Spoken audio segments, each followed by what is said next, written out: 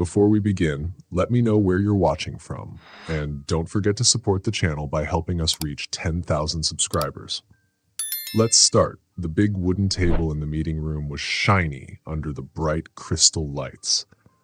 Julian Steele, a very rich man, fixed his shiny silver cufflinks while looking at the papers in front of him. He had gray eyes that looked serious. Julian was only 34 years old, but he already owned a huge company worth $47 billion. It had started as a small building company owned by his dad. Now it included buildings, computers, and clean energy. From the top floor of Steel Tower, he could see all of New York City. But Julian didn't look out much. He was always busy. Just then, his helper, Patricia, came to the door. She looked worried. "There's been an accident," she said. Julian didn't stop reading. "Call the lawyers. You know what to do." "It's not that kind of accident," she said quietly. "It's your mom?" Julian dropped his gold pen. It hit the table with a loud sound. His mother, Ela Steele, was 72. She was strong and smart. She had helped him get his first big job. After his divorce and sad breakups, she was the only person who stayed by his side. "What happened?" he asked, his voice rough. "Car accident on the FDR Drive. She's in the hospital. She's hurt, but still alive." Julian jumped up. "Cancel everything. I'm going now." "I already did. Ezra is waiting with the car." The ride to the hospital felt long. Cars honked and lights flashed, but Julian only stared out the window. His thoughts were full of fear. He had already lost his dad when he was 25. He didn't want to lose his mom, too. At the hospital, everything was busy. People rushed everywhere. Julian walked through the doors. He looked powerful in his fancy suit. Everyone knew who he was. A nurse saw him and quickly sent him to the ICU. Dr. Sarah Chin met him outside the room. "Your mother is hurt," she said. "She has 3 broken ribs, a lung that we fixed, and a head bump. But she's stable. She's asleep now, but doing okay." Julian felt a little better. "Can I see her?" "Yes, but she might not wake up for a while." Inside, the room was full of machines and beeping. Julian sat next to his mother's bed. He held her hand. She looked small and weak under the white sheets. "You can't leave me now, Mom," he whispered. "I'm not ready." He stayed with her for hours. He answered calls and signed papers Patricia brought. He watched his mother breathe. Around midnight, he got tired and went to find coffee. The hospital at night was quiet and calm. The lights were soft. His shoes made no sound as he walked. He turned a corner and almost bumped into a man pushing a wheelchair. "Sorry, man," said the worker. "Lots of babies being born tonight, 3 just in the last hour." "Maternity ward," Julian repeated. He remembered something. "This is where she was going to have the baby," he whispered. He was talking about Selene. It had been 3 years, 4 months, and 18 days since they divorced. He still remembered. Their marriage had ended badly. He had wanted to work all the time, and she had wanted a simple life. She wanted a family. He was scared of being like his dad, who was never around. The last time they were together, she was crying while signing the divorce papers. Her green eyes were full of tears. She had kept her name, Dr. Selene Chin. She was a children's doctor with big dreams. They had loved each other, but had fought a lot, especially about kids. She wanted them. He said he wasn't ready. The truth was, he was scared. Now, walking in the hospital, he felt the old pain again. Someone had said she got married again. That made him sad, so he worked even harder. He followed the signs to the maternity ward. He told himself it was just to look. Maybe it would help him let go. It was busy. Nurses walked fast. Fathers waited in the halls. Babies cried. He was about to leave when he heard a voice. "Just breathe, honey. You're doing amazing." It was her. Selene. Julian walked to room 314. The door was open a little. He peeked inside. He could see the foot of the bed. He heard the voices of doctors and nurses. "One more push, Selene. I can see the head." Julian felt dizzy. Selene was having a baby. It had been over 3 years since their divorce, so this had to be the baby of her new husband. Still, Julian couldn't move. He had to see. He saw a bit of her face, her hair, her tired eyes. Then he saw a man holding her hand. The doctor said, "It's a girl." Julian felt something crack inside. Celine had a baby girl. Then he heard, "Wait, there's another one. We've got twins." Twins. Julian remembered how Celine used to say she wanted twins. She didn't want to be pregnant twice. The memory hurt. "You're amazing," the man said. "Almost there." Another cry came. A second baby girl. Julian should have walked away, but he stayed, hidden. He watched Celine's face. She looked tired but happy. Her green eyes were full of tears. She was still the most beautiful woman he had ever seen. The man next to her had dark hair and wore doctor clothes. Then Julian looked at the babies. Two tiny girls wrapped in pink. Something about them felt familiar. He stared at one baby. Her chin had a small dent. Julian had the same dent. So did his dad and grandpa. No one else in the world had it. His legs felt weak. He held the door to stay standing. His brain was racing. It had been 3 years and 4 months since the divorce. But when did they last see each other? The lake house. 6 months before the divorce. They had spent a weekend together. It was sweet and sad. They had hoped to fix things, but couldn't. That was 9 months before now. 9 months. Julian did the math. He needed to see the second baby. When the nurse moved her blanket, he saw the same chin, the same mark. They weren't just any twins, they were his twins. He and Celine had made them that weekend. But why didn't she tell him? Why did she let him think she moved on? He looked again at the man with her. His name tag said, Dr. Ezra Morrison, Pediatric Surgery. He wasn't her husband, just a work friend. Celine turned to Ezra and said, "Thank you for being here." Julian stood outside the hospital room. He could hear Celine's soft voice through the door. "I couldn't have done this alone," she said. "Of course," Ezra replied. "That's what friends are for. And Michael would have wanted me to take care of you and the girls." "Michael?" Julian froze. His heart began to beat fast. Michael had been Celine's big brother. He was a Marine who died in a war 2 years ago. Julian remembered going to his funeral. He remembered how sad Celine had been. He had wanted to hug her that day, but he knew he didn't deserve to. He had left her. Suddenly, everything made sense. Celine hadn't married again. She had been alone. She had been pregnant with Julian's babies. She had lost her brother, and she had no one beside her. Dr. Morrison wasn't her husband. He was Michael's best friend, the one who promised to take care of Celine. Julian felt like throwing up. While he was making money, building companies, and becoming a rich man, the woman he had always loved was having his twin daughters, all by herself. One of the babies began to cry. Julian watched as Celine gently picked her up and calmed her. She looked tired but calm and full of love. She was a great mom. Even though Julian had once said no to becoming a dad, Celine had said yes. "Have you thought about names?" Ezra asked as he tucked in the other baby's blanket. Celine smiled. It was a soft and sad smile. "I was thinking Eleanor and Luna. Eleanor for strength, Luna for hope. Eleanor." That was Julian's mother's name. Tears filled Julian's eyes. Even after all he had done, even after hurting Celine, she still named one of their daughters after his mom, a woman who had always been kind to her. And now that same woman, Eleanor Steele, was fighting for her life in the hospital just a few floors away. Julian stepped back from the room. His head was spinning. He had twin daughters. His ex-wife had given birth just when his mom was very sick. It felt like a story from a big book, one that mixed life and death, sadness and hope, all in one night. Julian walked down the hospital halls. He passed busy nurses, worried families, and quiet crying. He rode the elevator up to the ICU. Every floor felt heavy, like he was leaving his old life and walking into a new one. In the ICU, his mom was still lying in bed. Machines beeped around her. Julian sat down beside her. He held her hand, the same hand that taught him to tie his shoes, signed his first business papers, and once even slapped him when he told her about the divorce.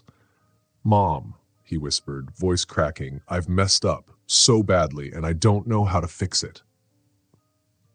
His mom didn't open her eyes. but her fingers twitched just a little. He sat there listening to the beeping machines and the quiet air.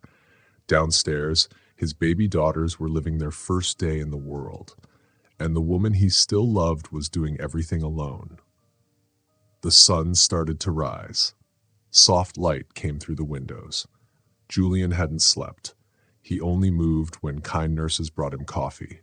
His phone buzzed with messages from work, but he didn't care about work anymore. At 7 a.m., a new doctor walked into the room. "I'm Dr. Richard Chin," he said. "I'm your mother's brain doctor. I have good news." Julian sat up quickly. The swelling in her brain went down during the night. "We think she's going to be okay. She may forget things for a little while, but her brain should work fine again soon." Julian felt so happy he had to hold on to the chair to stop himself from falling. "When will she wake up?" he asked. "Soon," Dr. Chin said. "Her brain is getting better. You should keep talking to her. Some people hear their loved ones even if they can't open their eyes." After the doctor left, Julian moved his chair closer to his mom. Her face looked peaceful in the morning light. He leaned in and began to speak. "Mom, there's something I have to tell you," he said. "I saw Celine. She had the twins, my daughters, and I didn't even know. I was scared before. I ran away. I left her. I made a big mistake." He told her about everything. His fear, the weekend at the lake house, how he had walked away, and how Celine still named one baby Eleanor. "I don't deserve that," he said. "I don't deserve them." Suddenly, his mother's eyes fluttered open. Julian leaned in. "Mom, can you hear me?" Her eyes slowly looked around. When they saw Julian, they focused. "Julian," she whispered, "you look terrible." Julian laughed through his tears. "It's been a rough night." His mom squeezed his hand weakly. "Tell me about the babies." Julian felt like crying again. Even after being so sick, his mom cared about his children. "They're beautiful, Mom. 2 little girls, and they have your chin." A tear rolled down Eleanor's cheek. "And Celine doesn't know you know?" she asked. "No. She has no idea I was there." Eleanor closed her eyes for a moment. Then she opened them. They were full of strength again. "Then you need to tell her," she said. "It's not that simple," Julian said. "She chose not to tell me. Maybe she had a good reason." "Julian Alexander Steele," his mom said with her full, powerful voice, "you have 2 daughters who don't even know you exist, and their mom is the woman you never stopped loving. What's not simple about that?" "I hurt her, Mom. Maybe she's better off without me." Eleanor tried to sit up. Her eyes were full of fire. "That is not your decision. Those girls need their dad, and you need to be the man I raised." Just then, Julian's phone buzzed. It was a message. The name made his heart stop. "Dr. Celine Chin. Julian, I heard about Eleanor. How is she?" Julian stared at the message. After 3 years of no talking, Celine was texting him. Then another message. "I know things ended badly between us, but Eleanor was always kind to me. If there's anything I can do." Eleanor saw the look on Julian's face. "She still cares about you, Julian, about us," she said. "She just gave birth to my children," Julian said, his voice shaking, "and she's still offering to help you. I don't deserve her." "Then become someone who does," Eleanor said. Julian looked at his mom, this strong woman who had raised him, built a business with him, and had just come back from the edge of death. Then he looked at his phone again. Celine, the woman he had loved for 7 years, the mother of his daughters, had sent him a message. His daughters, Eleanor and Luna, were somewhere in this hospital. They didn't know their dad yet. Celine was probably tired, healing from birth, missing her brother, and getting ready to raise twins on her own. Julian made a choice. It felt scary, like jumping off a cliff, but maybe he'd grow wings. "She's going to be fine. Thank you for asking. Can we talk?" The answer came right away. "Room 14. But Julian, there's something I need to tell you first." His mom squeezed his hand again. "Go to her," she said. "Face it." And Julian? "Yes, Mom? Don't let fear steal your happiness again." Julian kissed his mom's forehead and promised to come back soon. He walked out of the ICU. His heart was beating fast. The elevator to the maternity floor felt like riding toward his future, everything toward his future. Everything was about to change. He reached room 314. The door was closed. Inside, he heard Celine and Ezra talking about the babies. Julian lifted his hand to knock, but he stopped. If he went in, everything would be different. No more hiding, no more lies. If he saw the babies and said they were his, he would have to be a father. His phone buzzed again. Another message from Celine. "Are you coming? We need to talk about Eleanor and Luna." Their names, said like a mother who loved them so much. Julian remembered his mom's words. He closed his eyes and knocked on the door. "Come in," Celine said. Julian stepped into the room. It smelled like flowers and babies and something new. Celine was sitting up in bed. She looked tired but beautiful. Her dark hair was pulled back. Ezra Morrison was fixing something near the baby cribs. When he saw Julian, he smiled kindly. "I'll give you two some privacy," Ezra said. As he passed Julian, he added, "Congratulations, they're beautiful girls." And then Julian and Celine were alone. Julian and Celine and the two tiny lives that connected them forever. Celine looked at Julian with her green eyes. Those eyes had been in his dreams for a long time. Julian saw everything in them. Love, sadness, hope, fear, and big secrets. They both stayed quiet for a while. The only sound was the soft breathing of the two sleeping babies. Then Celine finally spoke. "You know." It wasn't a question. Julian nodded. He couldn't speak. His throat felt too tight. "How long have you known?" she asked. "Since last night," he said softly. "I saw them being born." That felt like a big secret being told. Celine's eyes grew wide. "You were here?" "Yes, and your mother is going to be fine. She woke up this morning." Julian stepped closer to the bed. He couldn't stop himself. "Celine, why didn't you tell me?" The question stayed in the air between them. 3 years of pain and silence hung around them. Celine looked down at her hands. Then she looked at the babies. Then she looked at Julian. "Because you said you weren't ready to be a dad," she said. "Because our marriage ended over this same thing. When I found out I was having babies, you had already said you didn't want kids. But they are my babies too." Celine's voice was quiet but strong. "Are they? Or would they just be another thing that you didn't want? Another thing to stop you from making more money?" Her words hurt Julian deeply. But he couldn't argue. She was right. He had chosen work over their love. He had been scared. He had let the best thing in his life walk away. "I would have helped," he said, "if I had known." "Would you? Or would you think they were just extra work you didn't want?" Celine's eyes filled with tears. "I didn't even want my daughters to feel like they weren't wanted, like their dad didn't care about them." One of the babies, Isla or Luna, Julian didn't know which, moved in her sleep and made a soft little sound. That tiny noise went straight into Julian's heart. Can I hold her?" he asked. Celine looked at him for a long time, trying to see if she could trust him. Then she pointed to the crib on the left. "That's Isla. She's the older one by 3 minutes. She's already as stubborn as her dad." Julian walked to the crib with shaking hands.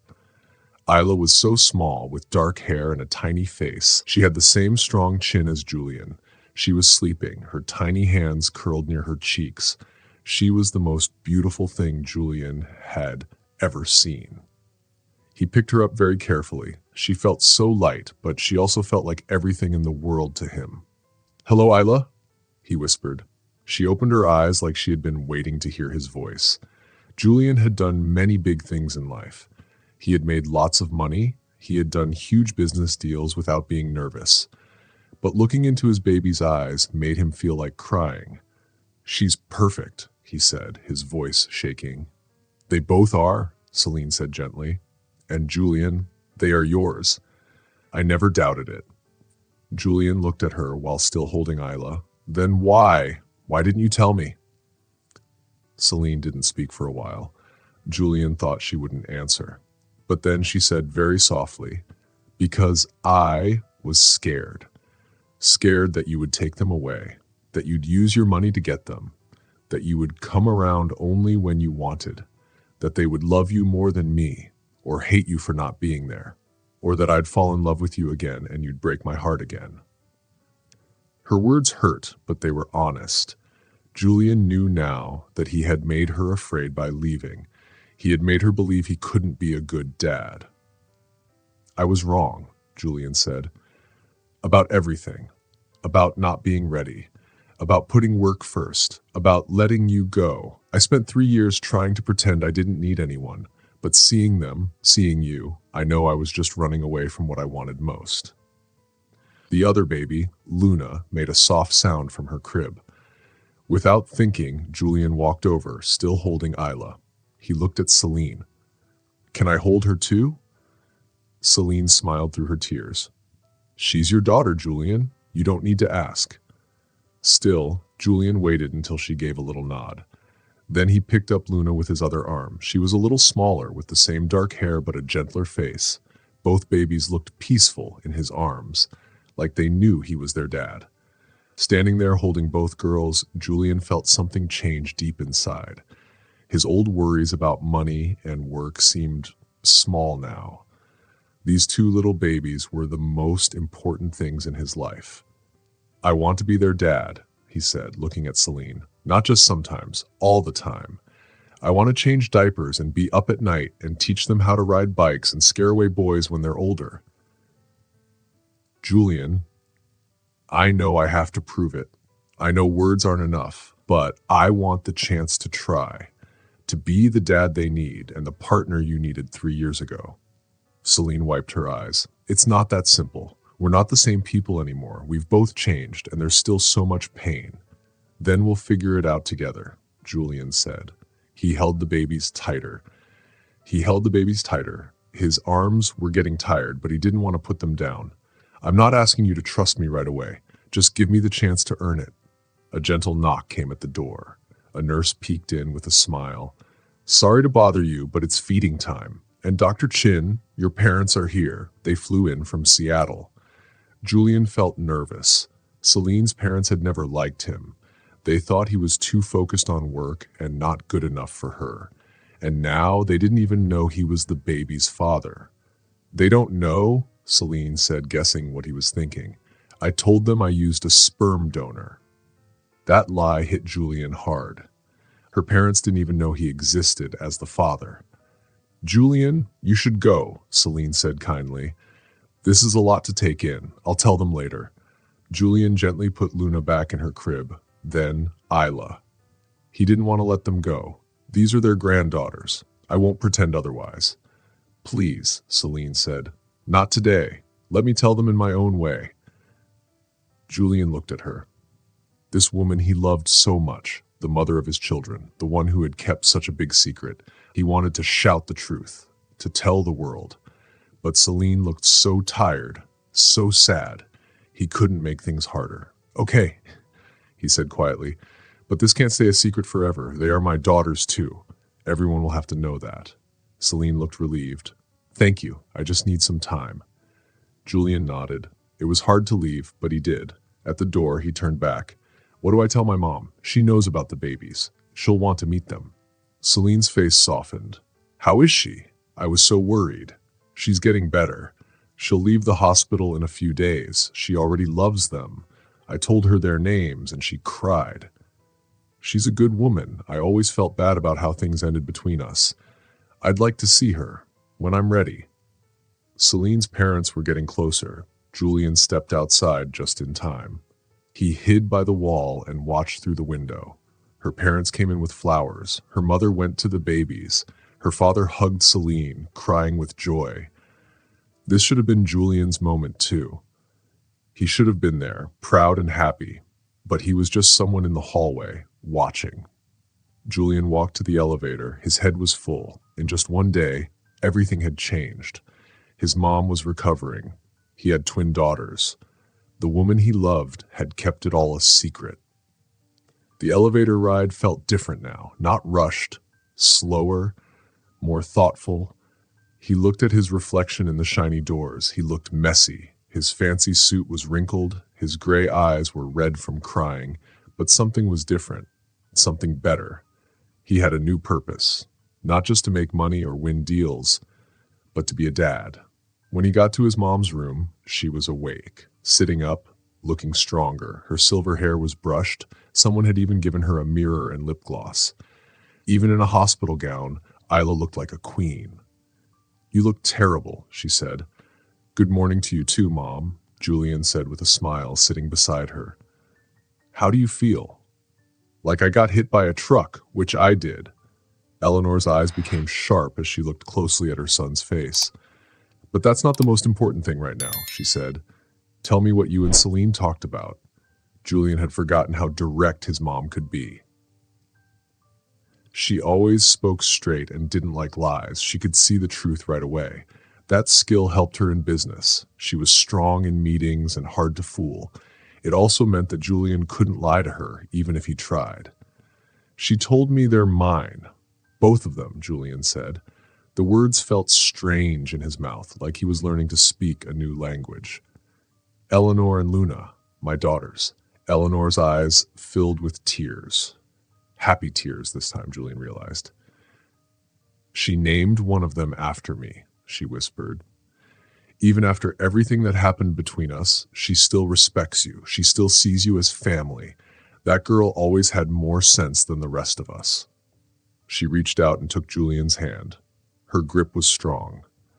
"What else did she tell you?" she asked. Julian told her everything Celine had said. He told her about Celine's fears, how she didn't think Julian would stay, and why she kept the babies a secret. Eleanor's happy face turned serious. Then she looked a little angry. "She was afraid you'd take the babies away from her?" Eleanor asked, her voice calm. Julian remembered that calm voice. It meant she was disappointed. "Can you blame her?" he asked. "Look at who I was during our marriage. I always chose work first. I missed dinners, anniversaries, and important moments because I was always busy with deals and meetings." Julian stayed quiet for a moment. He thought about holding his daughters. He thought about how safe they felt in his arms. He remembered how much he wanted to protect them. "Now I understand what you tried to tell me when Dad died," he said. "You told me that being successful doesn't mean much if you don't have someone to share it with. Building a big company means nothing if you have no one beside you." Eleanor squeezed his hand. "Your father wasn't perfect, Julian. He worked too much, just like you. But he always showed us we were the most important things in his life. That's the difference between ambition and obsession." "I don't know how to do this, Mom," Julian said softly. "Be a father, I mean. What if I mess it up, like I messed up my marriage?" "Then you'll learn from your mistakes and do better next time," she said. "That's what being a parent is. It's a bunch of mistakes and fixing those mistakes. You fail, then you try again. The only real mistake is not trying at all." Suddenly, there was a soft knock on the door. Patricia, Julian's assistant, peeked in. She looked unsure about coming in. "I'm sorry to interrupt, Mr. Steele," she said, "but there are some urgent matters that need your attention. The Shanghai deal, the Thursday board meeting, and the newspaper wants a statement about your mom's condition." Julian felt that old pull, work calling him. He almost stood up, ready to leave everything for business. But then he looked at his mom. He thought about his baby girls sleeping just a few floors below. Suddenly, the urgent things didn't feel so urgent. "Postpone Shanghai for a week," he said. "Cancel Thursday's meeting. Patricia, you can vote for me if anything can't wait, and tell the newspaper we want privacy." Patricia looked shocked. In 7 years of working for Julian, she had never seen him cancel big deals. "Sir, the Shanghai investors are expecting." "They can wait," Julian said. "Family comes first." The words felt new, almost like magic. Patricia nodded slowly and made notes. But Julian saw the surprise in her eyes. This was not the Julian Steele she used to know, the man who had taken business calls at his dad's funeral and worked during his honeymoon. After Patricia left, Eleanor smiled with pride. "That's my boy," she said. "Your father would be proud." "I hope so," Julian said. "I hope I can be the kind of dad he was, the kind of man you raised me to be." You already are, she said. You just forgot for a little while. The rest of the morning went by in a blur.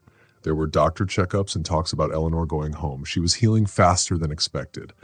Her strong body and stubborn will helped her recover quickly. By the afternoon, she was allowed to go home with a nurse and rules to rest. I want to meet them, Eleanor said as Julian signed her papers. My granddaughters. Today. Mom, Celine's parents are here. Things are a bit complicated. More complicated than not telling me about my granddaughters for 9 months? Eleanor asked. Her voice said she was serious. She wasn't going to wait anymore. I missed their birth, their first day, she said. I won't miss another moment. Julian heard that steel in her voice. The same voice that built a company and helped them through his dad's death. When Eleanor Steele made up her mind, nothing could stop her. I'll call Celine first, Julian said. Maybe we can plan something that won't make things worse. Eleanor nodded like a queen giving permission. Julian stepped into the hallway and called Celine. His heart beat fast. Julian, she answered. Her voice was tired but awake. Is Eleanor okay? She's coming home today, he said. But she wants to meet the babies. Today. There was a long pause. Julian could hear people talking, a baby crying, the noise of a busy hospital room. My parents are still here, Celine said, and Ezra brought some friends to meet the babies. It's crowded. What if we wait until tonight after visiting ours? Another pause. Julian, she said, I need to tell my parents the truth. About you, about everything. They're asking questions. About the girl's father, about medical history. They'll need answers for the doctor. Julian felt scared and happy at the same time. What will you tell them? The truth, she said. That I was married to you. That we got divorced before I knew I was pregnant. That I raised them alone because I was hurt and scared. How do you think they'll react? Julian asked. Celine gave a small laugh. They didn't like you much when we were married. Finding out you're their granddaughter's dad. It won't be easy. I can handle not easy. Julian said, what I can't handle is being a secret anymore. I know, Celine said. You're right, it's time. Bring Eleanor at 7 tonight. I'll tell my parents this afternoon. We'll figure it out. After the call, Julian went back to his mom's room. She was already dressed in the clothes Patricia brought. Even with a bandage and pale skin, she looked strong. Well, she asked. 7 o'clock tonight, Julian said. But Celine's telling her parents first. There might be some resistance. Eleanor smiled, sharp and sure. David and Linda Chin never knew what they had in you. Maybe becoming grandparents will change that. Julian wasn't so sure, but he helped his mom into the wheelchair. The ride to Eleanor's home was quiet. They both had a lot to think about. Julian had asked her to stay at his place, but she wanted her own home. She said it helped her heal. He thought maybe she just needed to get ready to meet her granddaughters. Julian, she said in the elevator to her apartment, there's something I need to tell you about your father. The elevator stopped, but they didn't get out.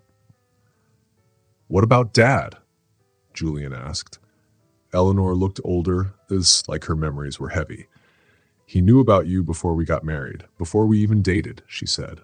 What? I was pregnant when he proposed, she whispered. We'd only been together 3 months. I was scared. Being pregnant and unmarried in 1989, it was a big deal. I thought he'd leave, that he'd think the baby was a trap. Julian felt dizzy. This was just like his own story. But he didn't leave, Eleanor said. He proposed that same night. He said he already wanted to marry me. The baby just made it even better. He said he couldn't wait to be a dad. Why are you telling me this now? Julian asked. Eleanor pressed the button to open the elevator doors. Because I want you to know. It's normal to feel scared. Your dad was scared too. But he chose love. He chose family. And it was the best thing he ever did. They went into the apartment. It looked just like Julian remembered. Fancy but warm. Photos and memories were everywhere. On the shelf was a photo of his parents' wedding. His dad looked young and a little nervous, but very happy. He really wasn't scared? Julian asked. Terrified.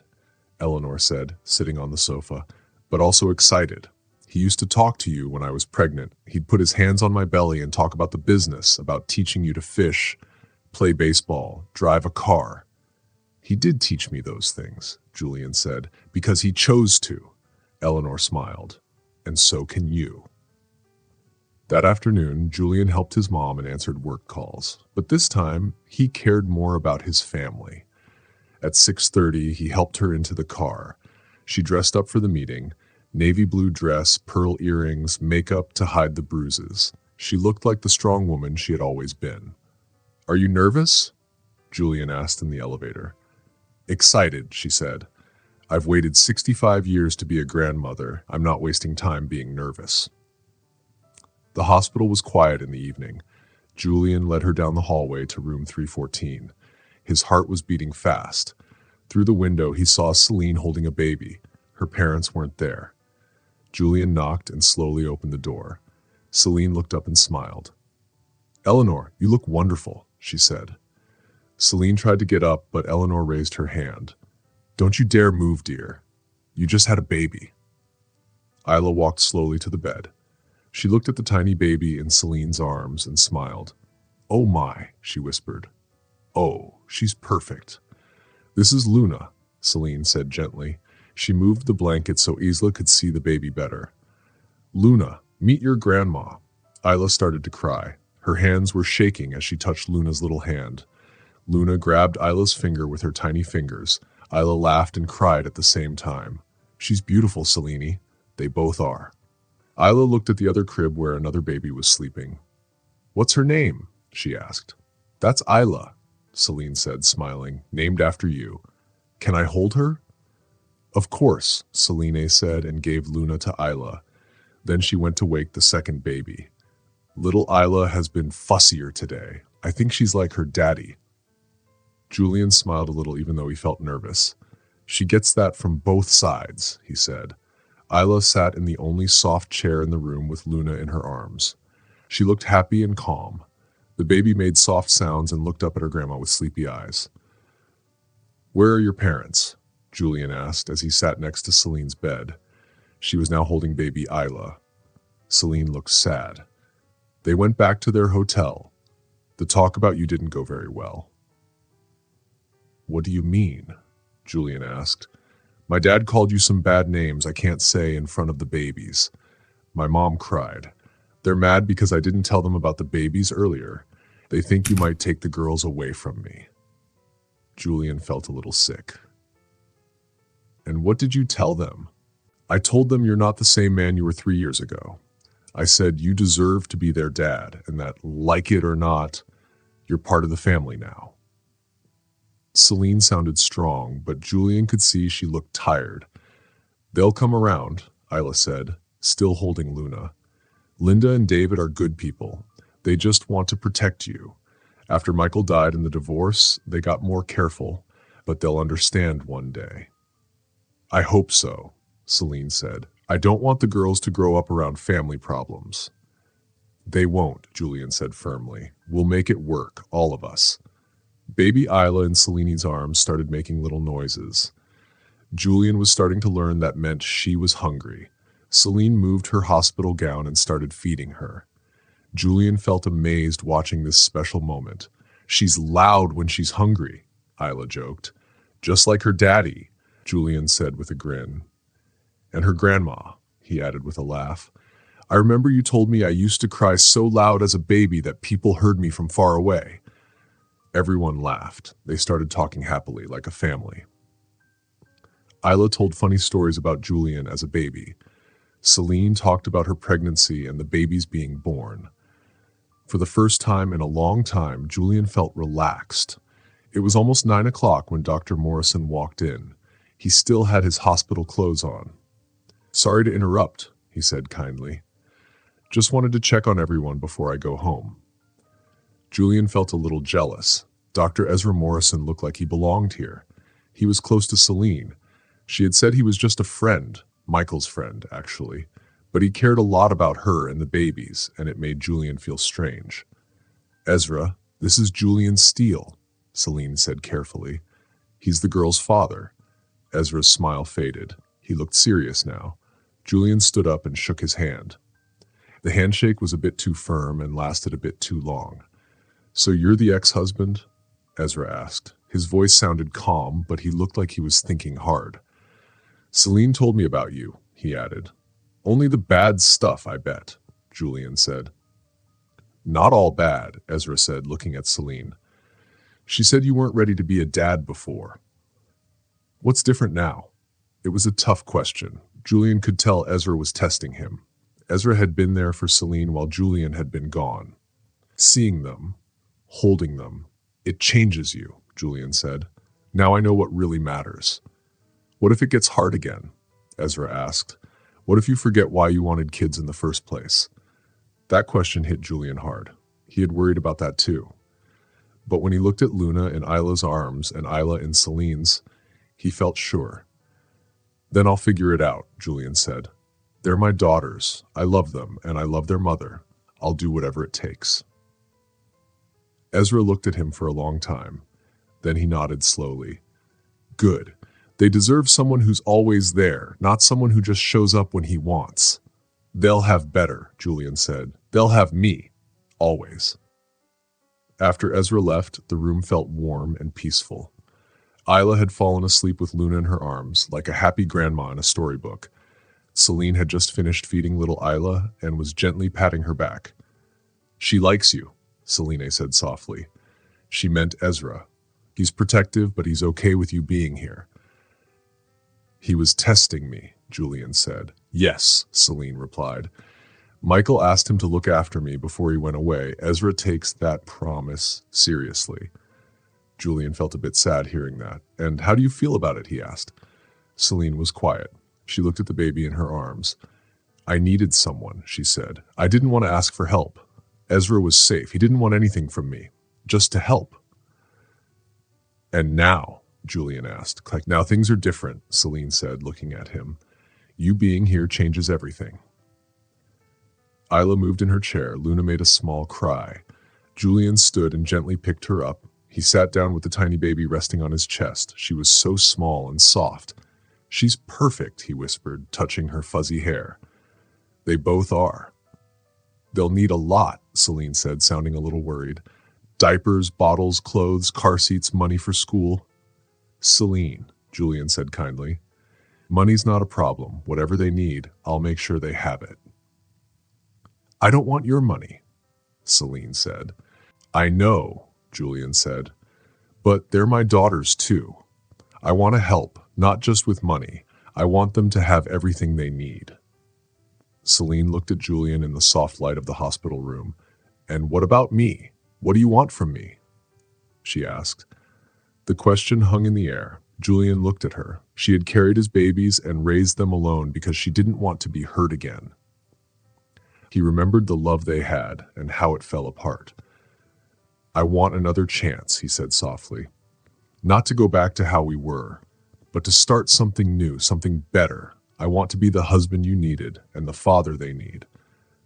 I know it won't be easy. I know I have to prove I've changed. But I love you. I never stopped." Tears rolled down Celine's cheeks. "I love you too. That's what makes this so hard. I love you, but I don't trust you. Not yet." "Then let me earn it back," Julian said. "I'll do whatever it takes." Before Celine could say more, Isla woke up and looked at Luna. "Oh no, did I fall asleep?" "You're fine, Mom," Julian said. "Luna is happy." Isla looked at everyone in the room. She smiled wide. "This is how it should be," she said. "All of us together." Just then, a nurse knocked on the door. She came in with medicine and said kindly, "Sorry, but visiting time is almost over." Julian felt sad. He didn't want to leave. He didn't want to walk away from this new beginning. "When do you go home?" he asked Celine. "Tomorrow morning, if everything's okay," she said. "And then where will you go?" "I have a small apartment in Brooklyn Heights," she said. "Ezra helped me set up the nursery." Julian felt a pinch in his heart hearing that. Ezra had helped while he didn't even know about the babies. "Is it big enough for twins?" he asked. "It has to be. It's what I can afford," she said. Julian wanted to say she should move to a bigger place, but he saw how strong she was. She wanted to do this herself. Can I visit them tomorrow? He asked. Celine waited before answering. Then she nodded. Yes, but Julian, we need rules. We need to know how this will work. Anything you need, he said quickly. I mean it, she said. No surprises. The girls need a routine. If you want to be part of their lives, you have to be there, not just when it's easy. I understand, Julian said. Do you really? This isn't like work. You can't walk away when it gets hard. They need a real dad who puts them first. Julian looked at Luna sleeping on his chest. He felt the heavy but happy feeling of being a father. They'll come first, he promised. Both of them. And you too. Family comes first now. Isla smiled proudly. That's my boy. The nurse came back, kindly reminding everyone it was time to go. Julian stood and carefully put Luna in her crib. She made a little noise, but quickly went back to sleep. I'll see you tomorrow, Julian said to Celine. He kissed her forehead gently. All three of you.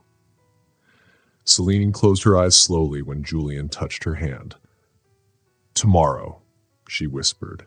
Julian helped Isla into the wheelchair the hospital gave them. They didn't want to leave, but they knew they had to. Before walking out the door, Julian turned around one last time. He wanted to remember everything. Celine lying in the hospital bed, both babies sleeping quietly in their cribs, and the warm light filling the room. It felt like a new beginning, like something special was starting. Julian, Celine said softly, thank you for coming. Thank you for wanting to be here. I know this is all hard and messy, but thank you for giving me a chance. The ride back home was very quiet. Julian and Isla didn't say anything. They were both thinking about everything that had just happened. When they got to Isla's apartment, she finally spoke. You're really going to do this? She asked, even though she already knew the answer. Yes, Julian said. It's going to change everything. How I live, what I care about, my whole world. Isla smiled and leaned back on the couch, happy. Good, she said. It's about time. Julian helped his mom get ready for bed. He gave her the medicine she needed and made sure the visiting nurse knew what to do the next day. But while he was helping, Julian's mind was busy thinking. He was going to be a dad, not just in name, but a real dad, to two little girls who would count on him for everything, from changing diapers to helping with homework, from singing bedtime songs to paying for college, and even one day walking them down the aisle at their weddings. The thought made him nervous and excited at the same time. And then there was Celine. Brave, smart, beautiful Celine. She still loved him, but she didn't fully trust him. She had carried their babies all by herself because she didn't want to be hurt again. Julian knew that getting her love back wouldn't happen with big gifts or fancy words. It would take time and care and showing her he had really changed. He had to be strong and soft at the same time, and he had to be there for her every single day. That night, Julian went back to his own apartment, but something felt different. The big fancy rooms didn't feel cozy anymore. His beautiful penthouse felt cold and empty, like a hotel, not a home. The tall windows used to make him proud. Now they just made him feel lonely.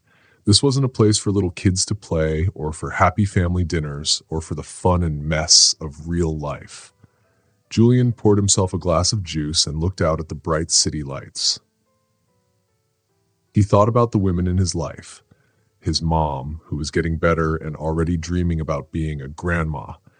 Celine, sitting alone in the hospital with their two tiny baby girls, and the babies, Luna and Isla.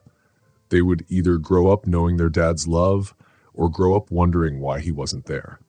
Julian knew what he had to do now, but he also knew that being a dad wasn't about saying yes just one time. It was about showing up again and again. At 3 in the morning when the babies cried, when they got sick, when they threw tantrums, when they went to school, and later when they went to college. He had to prove to Celine and to Luna and Isla that he could be the dad they needed. Just then, his phone buzzed. Julian hoped it was Celine, But it was Patricia, his assistant. She sent him a list of business stuff that needed his attention. The deal in Shanghai, the board getting nervous, magazines wanting to ask questions about his mom's accident. Julian looked at the message, then he deleted it without replying. For the first time in his life, he knew that work could wait. He had more important things to do tomorrow, like learning how to take care of two baby girls who didn't even know him yet, and trying to win back the heart of the woman he had always loved. The future looked big and scary, full of things he couldn't fix with money or lawyers. But as Julian got ready for bed that night, he felt something new inside his heart. Hope. Real, true hope. Not for more money or awards, but for love, for family, and for a life that really mattered. Thanks for watching. If you liked the story, don't forget to subscribe, like, and share your thoughts in the comments. Check out our other videos too. See you in the next one.